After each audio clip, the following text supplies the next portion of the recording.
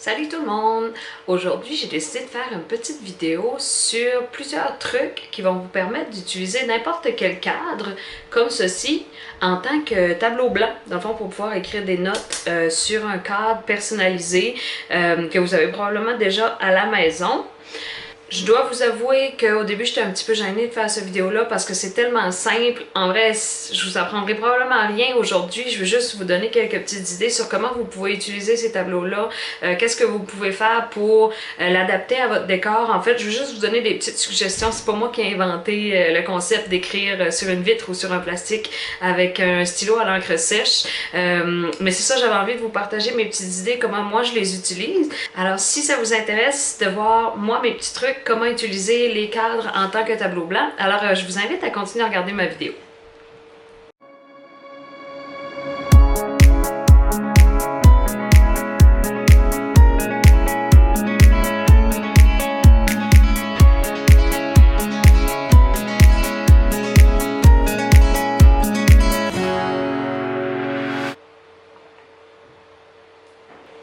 Donc, on y va. Dans le fond, la première étape, c'est bien sûr de choisir un cadre qui nous intéresse. Moi, dans ce cas-ci, j'ai pris un cadre comme ça, avec une vitre. Ça peut aussi être un cadre beaucoup plus gros, comme celui-ci, avec une vitre en plastique. Ça fonctionne très bien aussi. Dans le fond, vous choisissez, dépendamment de ce que vous voulez faire avec votre cadre, vous choisissez ce qui va le mieux, le format. Vous pouvez même prendre un cadre que vous avez déjà chez vous.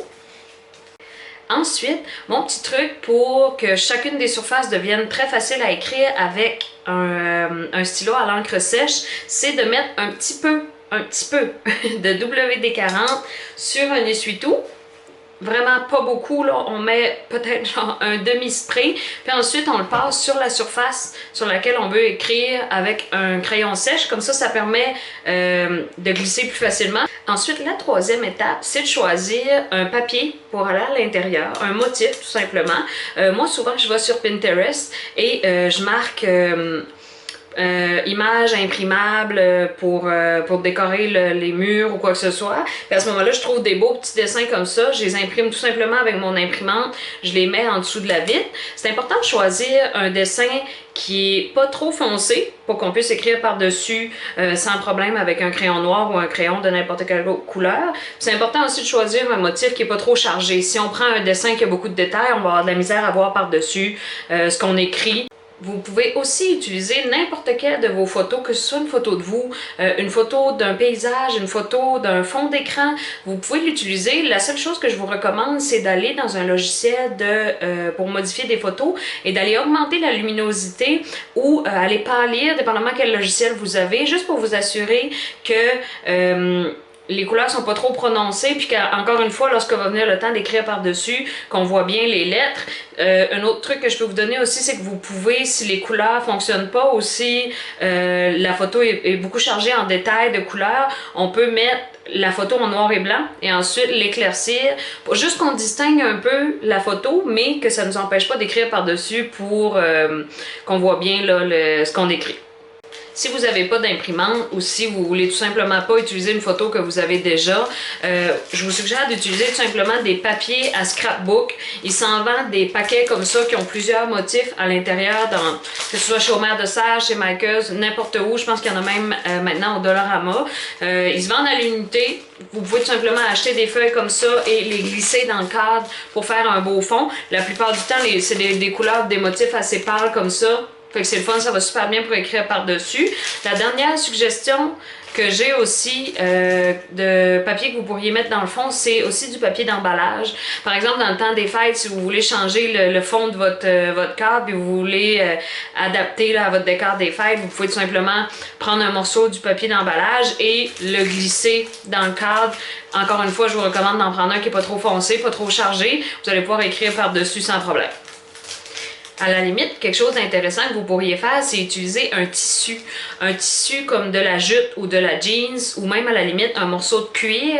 Je pense que ça pourrait être très très intéressant de pouvoir faire matcher par exemple le coussin, un tissu qu'on a utilisé pour un coussin sur le divan et le même tissu dans le cadre qu'on place un peu plus loin pour écrire des notes dessus.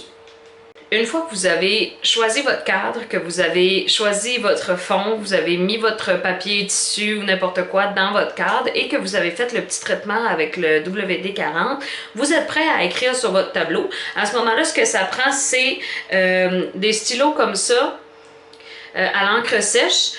J'aime particulièrement ceux qui sont ciselés, la pointe ici. Je trouve que ça fait une beaucoup plus belle écriture que celles qui ont une pointe ronde. Vous pouvez en utiliser des noirs. Il y en existe aussi comme ça de couleurs. Il y en existe vraiment de toutes les sortes. Mais vous pouvez aussi utiliser des crayons à craie. Ça s'appelle des marqueurs à craie. Ça, dans le fond, la particularité, c'est que ça écrit beaucoup plus pâle que, par exemple, les crayons noirs qu'on peut utiliser. Je vais vous montrer sur le tableau, sur mon petit tableau, c'est quoi la différence, vous allez le voir. Ici, on voit bien, dans le fond, que le crayon craie écrit beaucoup plus pâle que le crayon noir, bien sûr. On le voit un petit peu moins. Par contre, les crayons à la craie, c'est très intéressant si, au contraire de ce que je vous ai dit tantôt, vous voulez utiliser un fond qui est très foncé.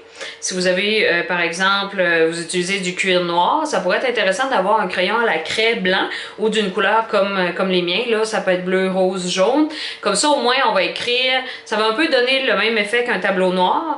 C'est beaucoup plus facile à effacer, puis c'est beaucoup plus propre aussi, parce que dans les deux cas, que ce soit le crayon à l'encre sèche ou le crayon craie, les deux s'effacent super bien avec un essuie-tout. Ou encore avec un petit efface qui est vraiment fait pour ça. Là, moi, j'en ai sur le bout de mes crayons ici. Il s'en vend à part, c'est vraiment comme vous voulez. Moi, j'avais juste pas envie de m'en acheter une, fait que j'utilise des essuie-tout puis ça fait super bien. Aussi, si à un moment donné, vous vous apercevez, à force d'écrire des messages sur vos cadres qui deviennent noircis et qui sont un peu sales, on peut tout simplement nettoyer la surface avec du Windex. Et ensuite, il ne faut surtout pas oublier de remettre un petit peu de WD-40 pour s'assurer, comme je vous dis, là, que les crayons glissent bien et qu'on voit vraiment bien l'encre sèche sur notre tableau. Maintenant, je vais vous donner quelques petites utilisations que vous pouvez faire avec le cadre que vous venez tout juste de créer. La première des choses, moi, c'est peut-être une de mes façons favorites de m'en servir, c'est tout simplement d'écrire une citation.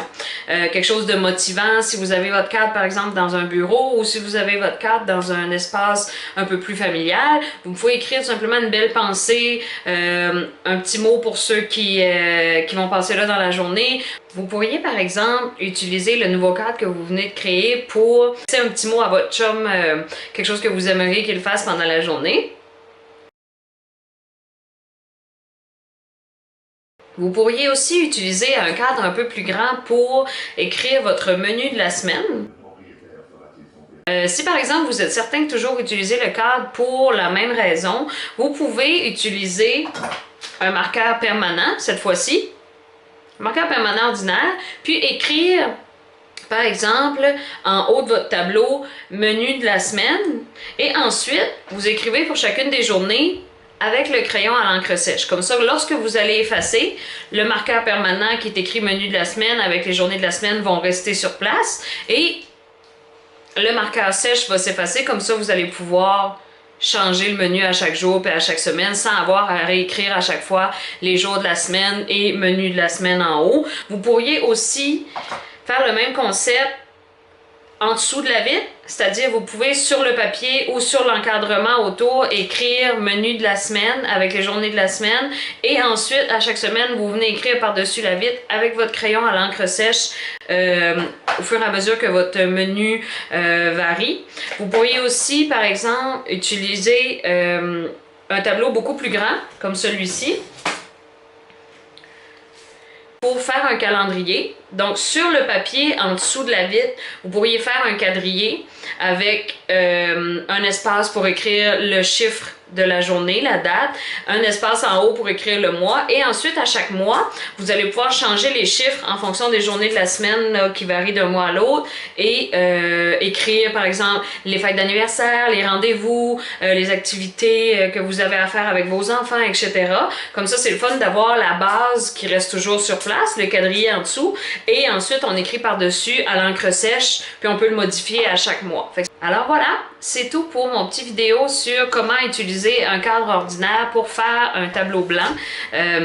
J'espère que vous avez apprécié, j'espère que vous allez l'essayer. Si oui, laissez-moi un commentaire qu'est-ce que vous en avez pensé. N'hésitez surtout pas à cliquer j'aime sur la vidéo si vous avez appris quelque chose, si vous avez trouvé l'idée bonne. N'hésitez pas non plus à vous abonner à ma chaîne pour plusieurs autres petits projets comme ça de bricolage. Et je vous remercie d'avoir écouté ma vidéo et on se dit à la prochaine. Merci!